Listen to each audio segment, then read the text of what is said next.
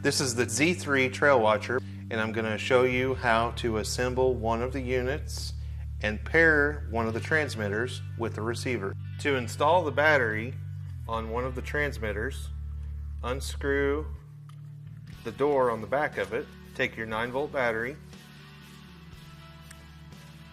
connect it, and reinstall the screw.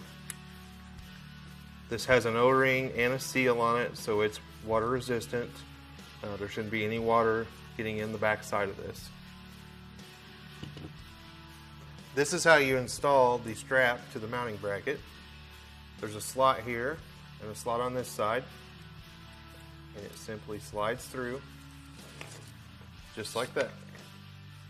This is how to install the antenna. There's a threaded base right here on the transmitter. It just has a nut on the side. Simply just tighten